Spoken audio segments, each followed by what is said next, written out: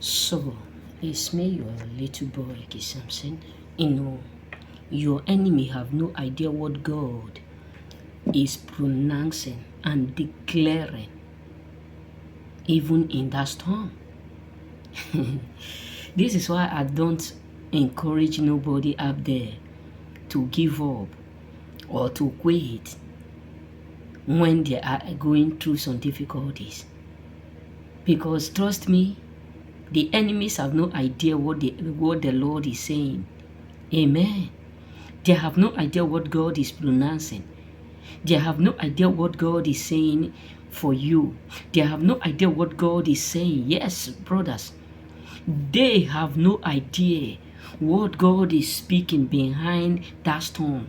They have no idea what the Lord is automatically declaring for you to accomplish even in that storm. That is why they left you. That is why they will reject you. That is why they will abandon you. Because they have no idea that God is still speaking, even in that delay, in that rejection, in that frustration, in that disappointment. Because eyes have not seen, neither have ear heard what God is saying about you.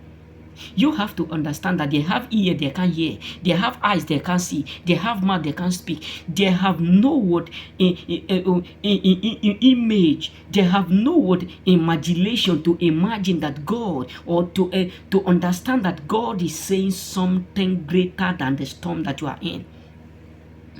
That is why you need to understand that even when your enemies are saying you are a failure, God is secretly saying, no, I have not proclaiming as a failure.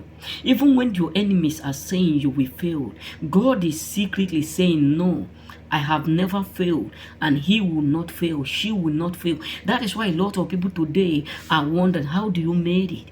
Because even in that storm, God is still saying something. God.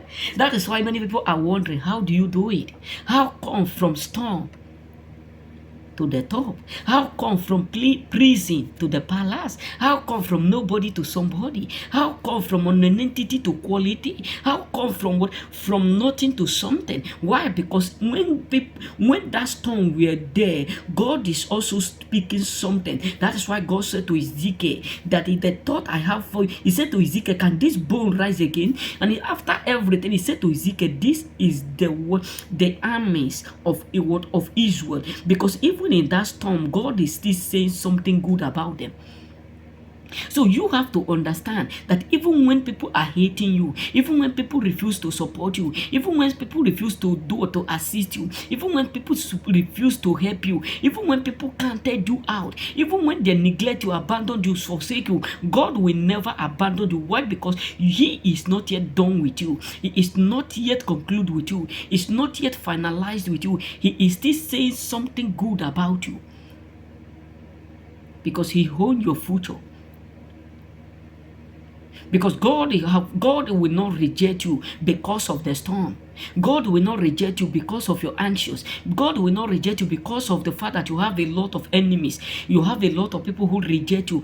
God will not reject you for the sake of the fact that people dislike you. God will not reject you for the sake of the fact that people don't believe in you. God is not going to reject you for the sake of the fact that people don't agree with what he is saying about you. God is not going to reject you because they have no eyes to understand, to see what he's saying, or ear to hear what he's proclaiming to you. But God will fulfill his promise even in the delay, even in the difficulties, even in that storm, even in your difficult time. God will still be God. And that is why a lot of people hate you, because all that they thought would destroy you is what God have used to lift you up. All they thought would damage you is something that God have used to elevate you. May God bless you and remain blessed.